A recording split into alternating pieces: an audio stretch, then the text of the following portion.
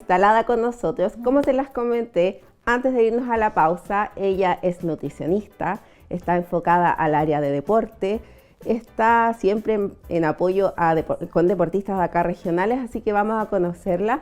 Le vamos a dar un caluroso saludo a Constanza Beas. Hola. Bienvenida. Gracias. Muy bienvenida aquí. Hola, muchas gracias por la invitación. Estoy muy agradecida por participar. Muchas gracias por estar acá. Constanza, tú te estás enfocando, ¿cierto?, también al área deportiva. Sí, actualmente, desde que egresé, digamos, he estado incursionando bastante en el área deportiva, realizando certificaciones, estudios. Actualmente estoy en un diplomado de nutrición deportiva en la Universidad Católica, así que la verdad sí, eso es como lo que, desde que entré a estudiar nutrición, siempre quise enfocarme en esa área. Y actualmente igual trabajo con deportistas de la región, boxeadores como por ejemplo Diego Guerra, patinaje, Ara Capona, tengo a Rocío Perea también en natación, Christopher López en kickboxing, tengo a varios deportistas trabajando conmigo, a Pascal también que es gimnasia artística. Así que de momento igual yo atiendo pacientes en general, todo tipo de rangos etarios, pero me enfoco bastante en lo que es el área deportiva. Excelente, muy bueno, muy bueno ese apoyo. Sí. ¿Dónde te puede encontrar la gente? Bueno, la verdad yo atiendo en departamento, ¿cierto? Tengo mi consulta en el Callejón El Inca. La gente generalmente me busca por vía Instagram, que es nutri-con-ideas. Paso el dato para que me puedan seguir en redes sociales y desde ahí se realiza la agenda vía WhatsApp y podemos coordinar según las fechas que tenga disponibilidad. Perfecto. Así que ese es como el transcurso. Constanza, nosotros a nivel país, ¿cierto?, tenemos como una pandemia, se puede decir, sí, ¿cierto? El tema de la obesidad en nuestro país tiene cifras altas, sí, ¿cierto? Llevándolo a un contexto más cercano en nuestra región, ¿cómo ves tú el tema de la obesidad acá en nuestra región? Bueno, el tema de la obesidad, primero a nivel mundial, yo creo que es una pandemia ya con altas cifras, porque se sabe que ha ido como en crecimiento, ¿ya? No en disminución, aunque a pesar de todo, igual hoy en día hay mucha más gente haciendo actividad física, realizando más ejercicios, ¿cierto? Distintos tipos de actividad, y eso también es muy positivo porque antiguamente no se veía mucho que la gente realizara deporte, por así decir. Sí, eso es cierto. Hoy en día se ve a la gente mucho más motivada. Es cosa de ir, por ejemplo, a los gimnasios, ahora están llenos, existe mayor cantidad de gimnasios. Claro. Sobre todo acá en la región ahora existe como hartas posibilidades de poder hacer alguna actividad física, lo que antes la gente no lo hacía mucho. Pero aún así las cifras siguen siendo como grandes, ¿cierto? Claro, las cifras siguen siendo grandes. Si bien es cierto, a nivel país, por ejemplo, somos uno de los principales países con obesidad infantil principalmente. Igual en Chile se han realizado estrategias a nivel nutricional, como por ejemplo el programa Elige Vivir Sano, ¿cierto? Están las guías alimentarias para la población chilena, que también se han ido modificando a través de los años, ¿cierto? Los requerimientos nutricionales para los preescolares, escolares y adolescentes, por ejemplo, si nos enfocamos al área de obesidad infantil.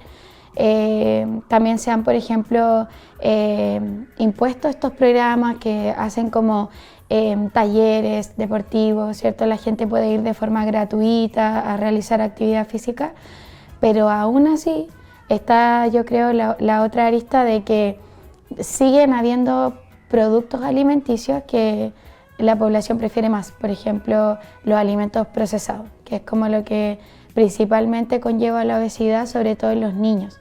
Y eso yo creo que por un tema de que los padres a veces no siempre saben qué colocarles, por ejemplo, de colación. Y eso es lo que yo veo siempre como en la consulta.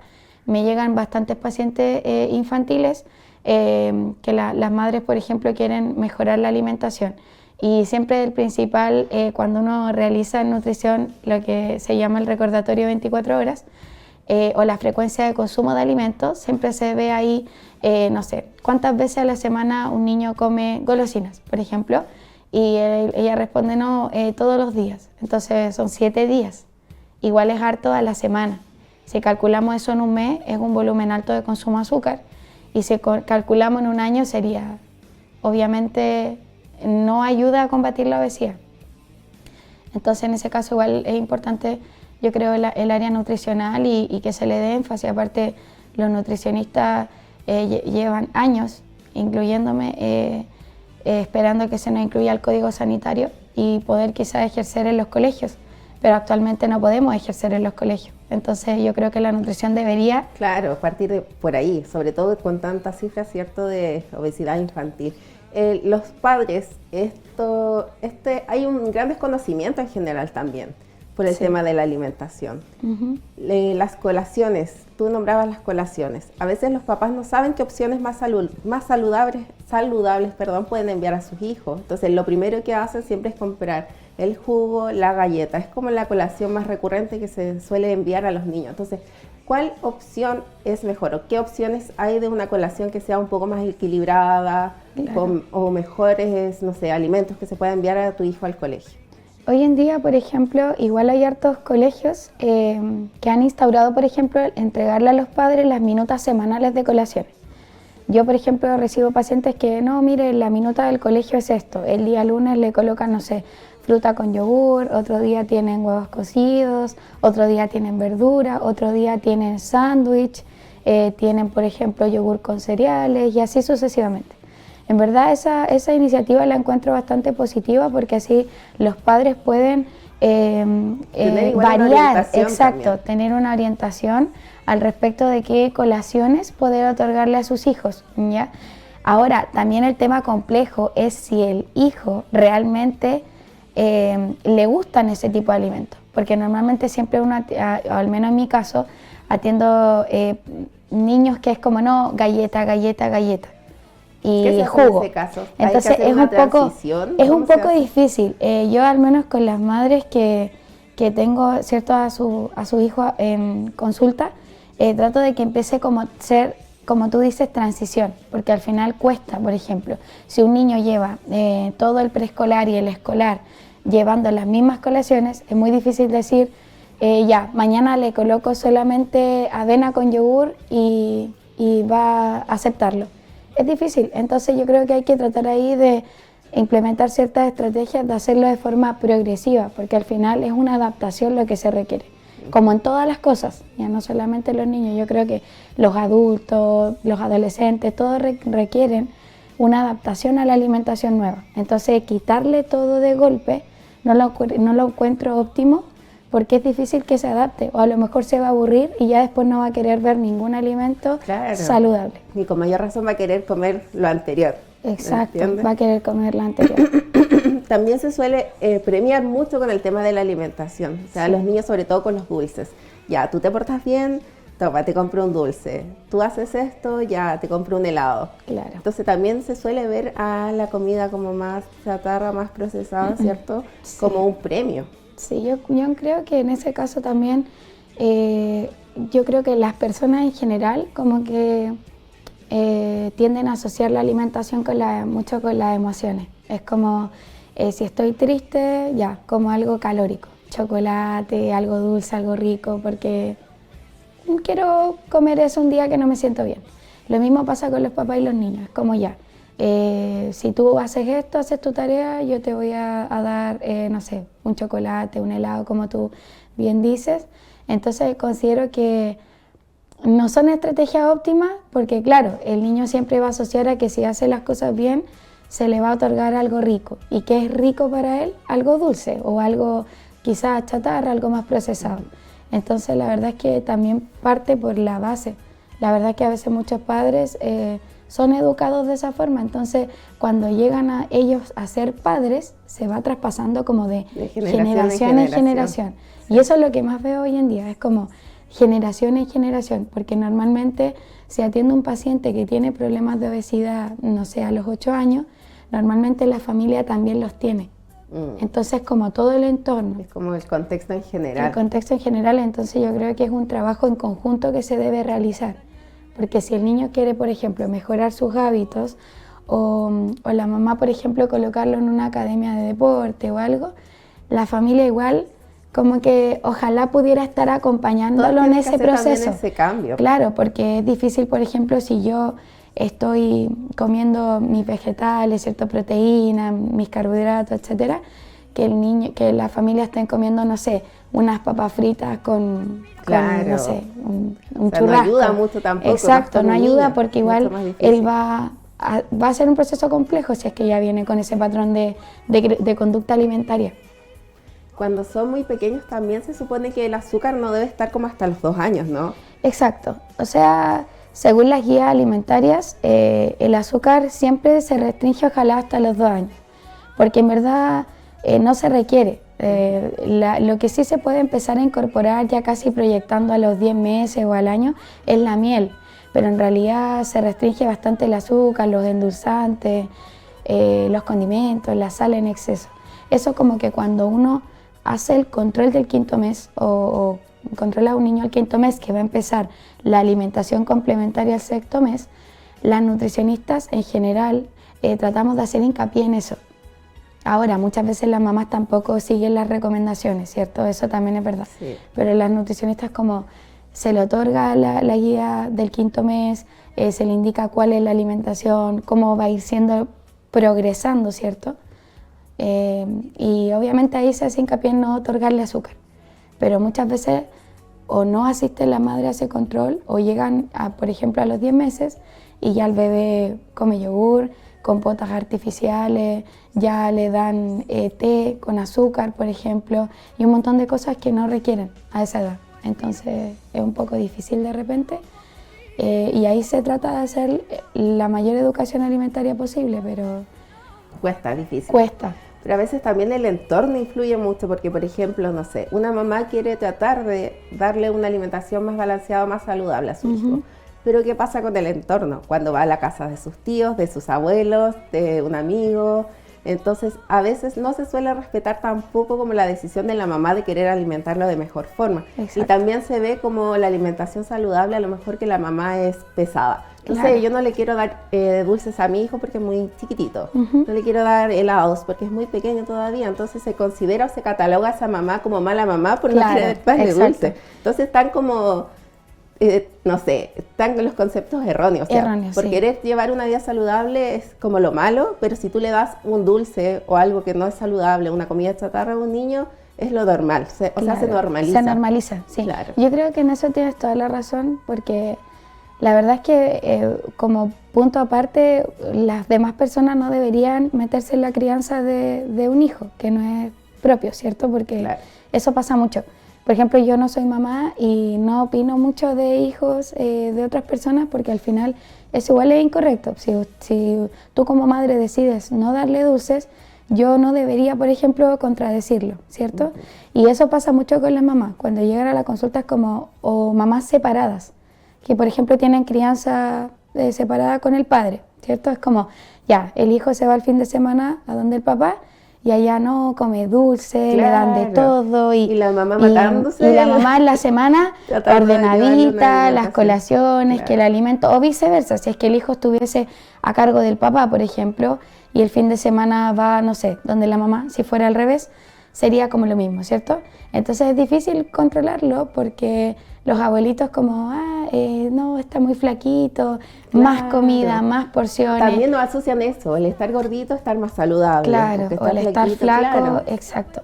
Cuando en realidad el peso, bueno, es un indicador, ¿cierto?, de medida, de composición corporal, pero en realidad no lo es todo.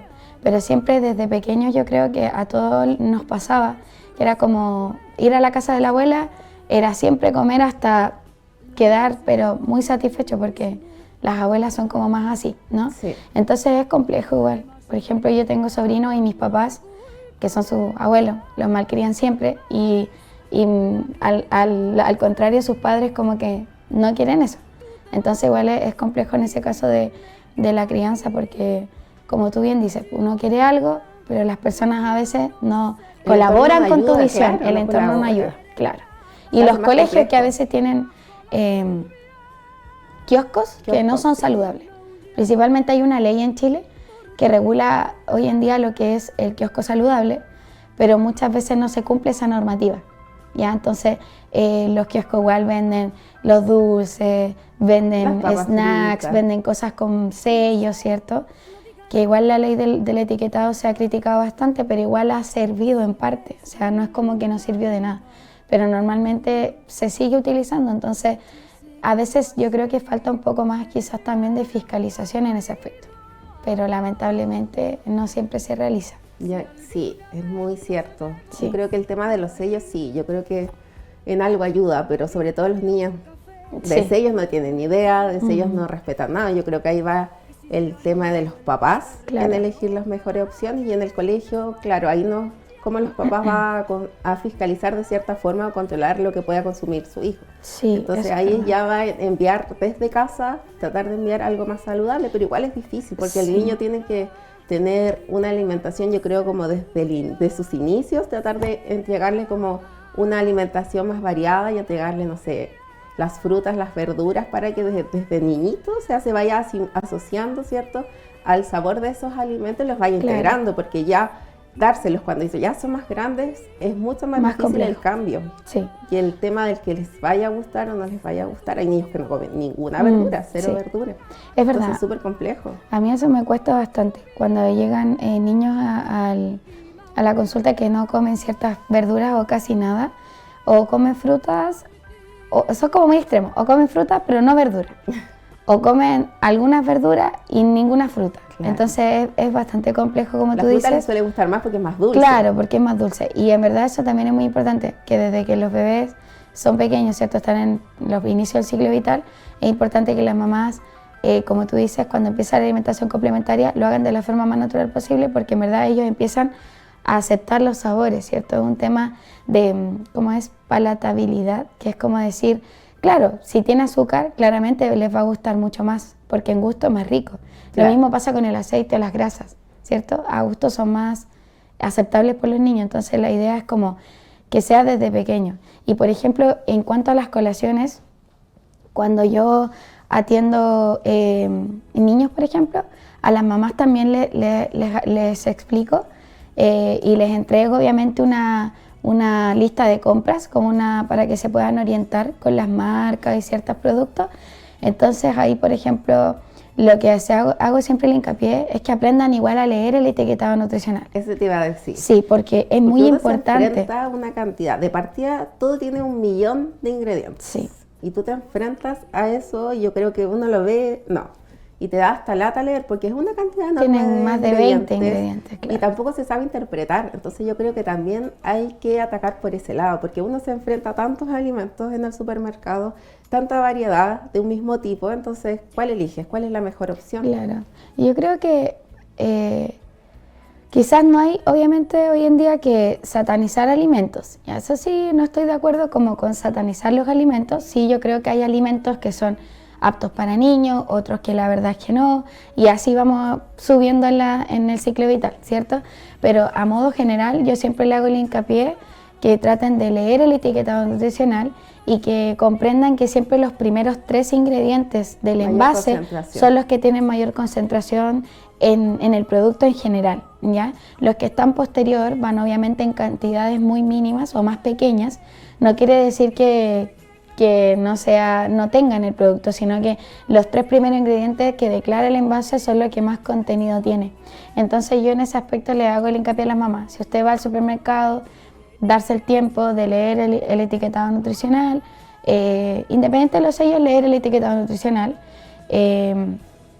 y comprender que los 3 primeros ingredientes son los que más contiene. Entonces les ayudo a que hagan ese ejercicio y ahí vayan escogiendo ciertos productos. O a veces también me mandan fotos y yo ayudo. Pero ¿qué pasa cuando las personas no tienen el acceso quizás a ir a una nutricionista? Entonces yo en ese aspecto siempre trato de decir, guiarse por las guías de la población chilena, en este caso alimentaria.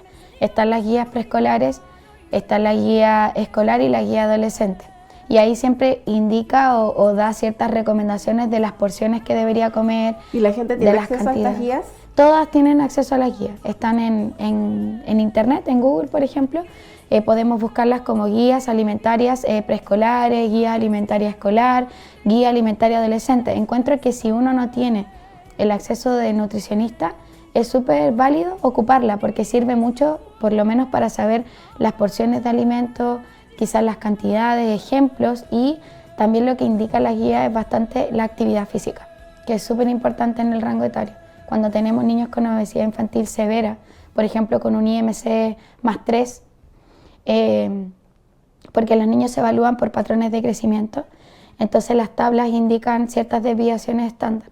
Entonces cuando tenemos niños con más 3, por ejemplo, que vendría siendo ya obesidad severa, porque más 1 es sobrepeso, más 2 obesidad, más 3 obesidad severa, hay muchos niños con obesidad severa hoy en día. Entonces ahí en ese caso hay que hacer hincapié en la actividad física, porque se recomienda por lo menos en ello 180, 150 minutos semanales, que igual es harto. Y ahora los niños pasan metidos, ¿cierto?, que en el celular, que en el tablet, sí, las redes sociales desde chico, entonces... Sí, eso es lo más Antes lo no, más pues los complicado. niños siempre estaban en la calle jugando, saltando, corriendo.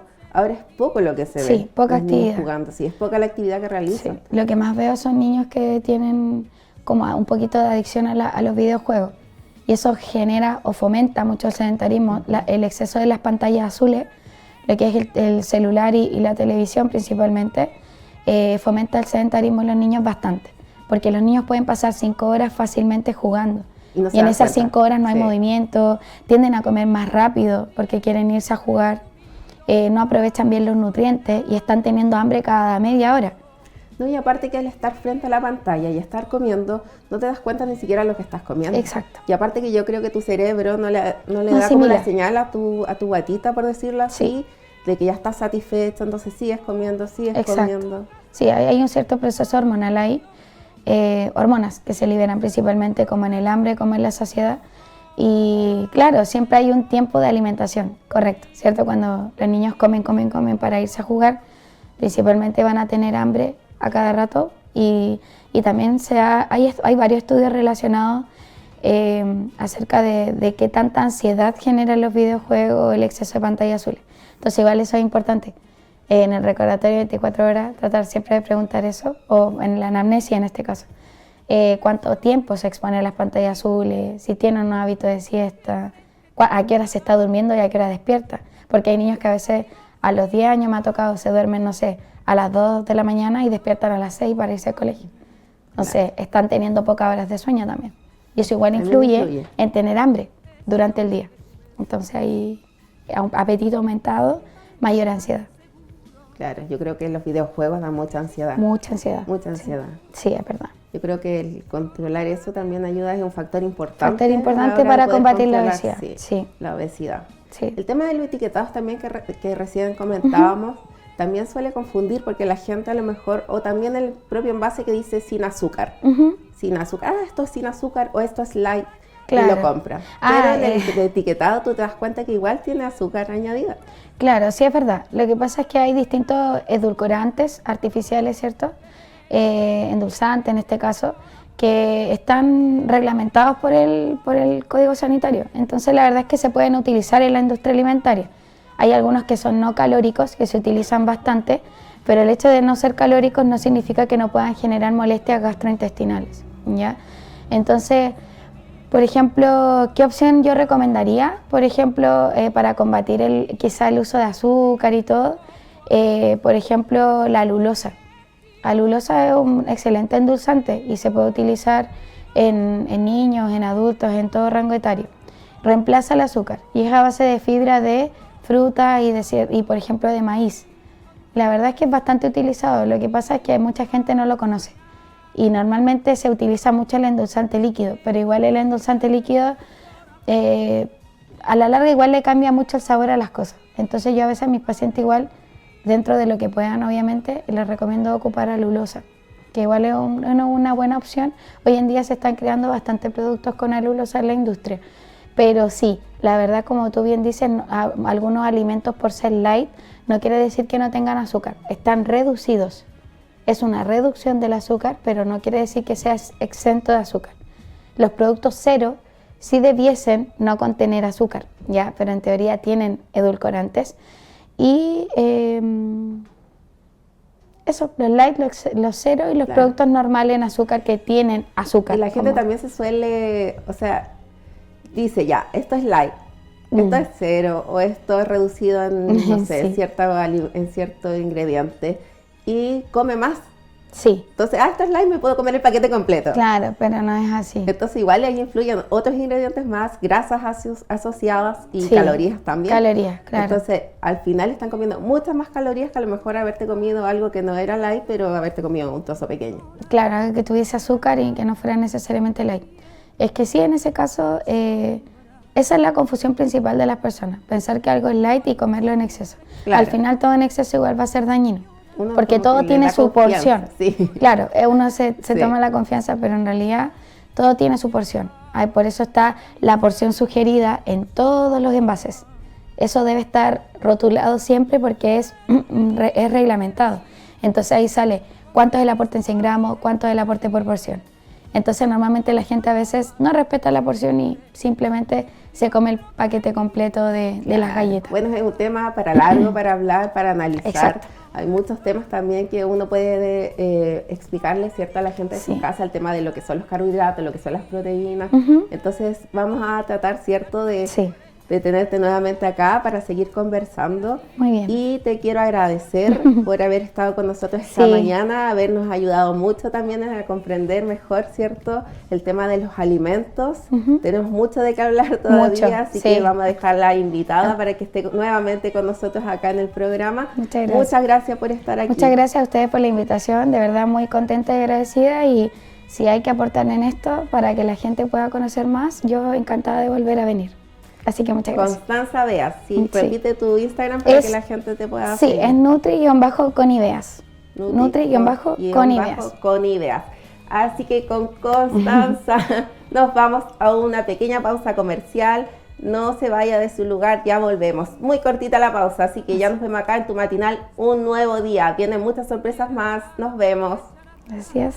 Señora, yo era parte de su vida y él